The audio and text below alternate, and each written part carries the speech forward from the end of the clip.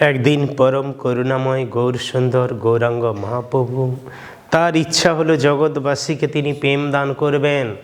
তখন তিনি আচম্বিতে হরিদাস ঠাকুর এবং নিত্যানন্দ প্রভুকে ডাকলেন আর বললেন, হে নিত্যানন্দ, হে হরিদাস, তোমাদের কাজ হচ্ছে সর্বত্র হরিকৃষ্ণ মহামন্ত্র প্রচার করা, যে প্রতি ঘরে ঘরে গিয়া করো এই ভিক্ষা, বলো কৃষ্ণ, ভজ কৃষ্ণ, করো কৃষ্ণ শিক্ষা।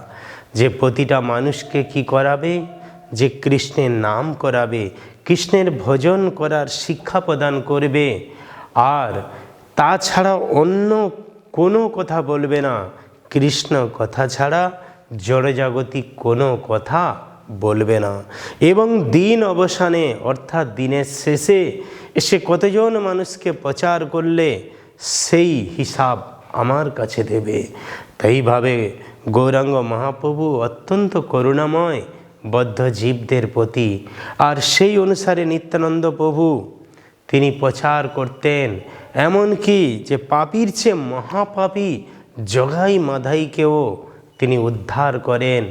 আর সেই লীলার মাধ্যমে গৌরাঙ্গ মহাপ্রভুর চেয়েও নিত্যানন্দ প্রভুর করুণার প্রকাশ পেয়েছে।